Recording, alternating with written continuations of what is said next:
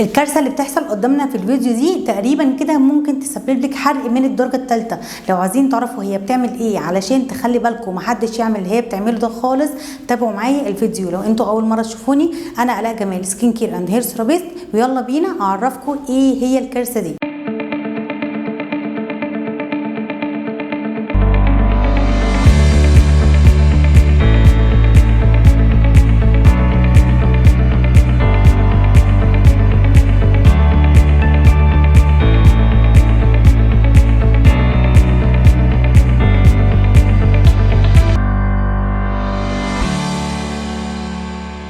زي ما انتوا شايفين يا بنات الفيديو اللي البنت بتعمل فيه ماسك ده مش ماسك، ده اكراتين نص. انتوا متخيلين ان في واحده بتستخدم الاكراتين النص وبتحطه على بشرتها كانها بتعمل ماسك، او بتحط كده زبادي خلاط على بشرتها.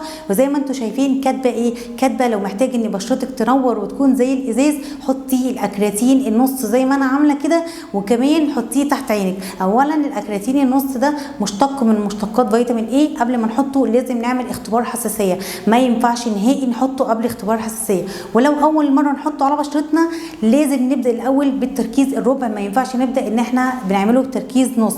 تاني حاجه واخطر حاجه بقى هي كاتباها، ولقيت بنات كتير قوي داخلين يسالوها اعمل ايه او كده، ان هي بتقول ان انتوا حطوه تحت العين هيخفي خالص التجاعيد والاسمرار اللي تحت العين. الاكراتين اصلا لو لمس منطقه تحت العين او منطقه حوالين الفم ممكن يعمل لكم حرايق، ممكن ياثر على العين، وهتلاقوا يعني المنطقه دي راحت بيكم في حته تانيه خالص.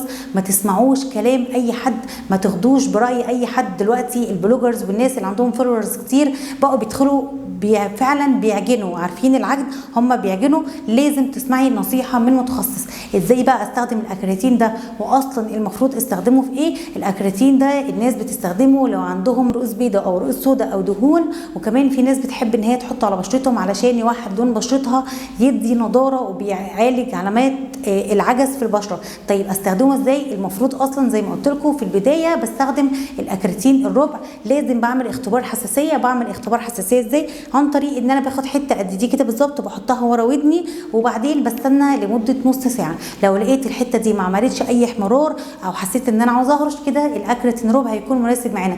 طيب لو لقيت فيه احمرار يبقى نبعد عنه خالص. لو لقيت الدنيا مظبوطه معايا هعمل ايه؟ هغسل وشي كويس، ولازم نحطه، الافضل ان احنا نحطه بالليل.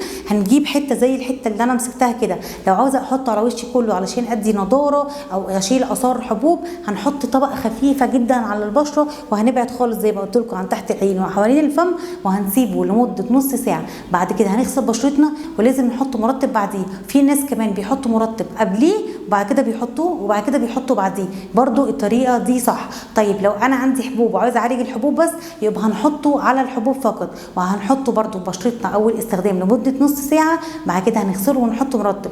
بعد كده هنبدا نحطه في بشرتنا بالتدريج بنفس الكميه، مش هنكتر. ازاي يعني؟ هستخدمه سبت واثنين واربع لمده ساعه، قبليه مرطب، بعد كده الاكراتين، بعد كده هغسله وبعد كده احط مرطب تاني. هاجي الاسبوع اللي بعده هدخله 5 مرات في الاسبوع، بدل ما كنت بسيبه لمده نص ساعه ممكن اسيبه لساعه او ساعه ونص. بعد كده هدخله تدريجيا يوميا على بشرتي زي ما قلت لكم بالكميات اللي بشرتك محتاجاها، سواء كانت للحبوب او سواء انك عاوزه نضاره او عاوزه ان انت تقشري منطقه مثلا فيها اثار حبوب.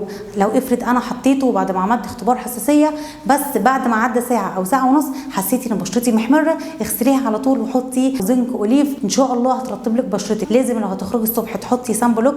يا بنات بلاش تسمعوا كلام اي حد وخلاص. يا رب يكون فيديو النهارده عجبكم. ما تنسوش لو الفيديو عجبكم تعملوا لايك وشير علشان اكبر قدر من البنات تستفاد. مع السلامه.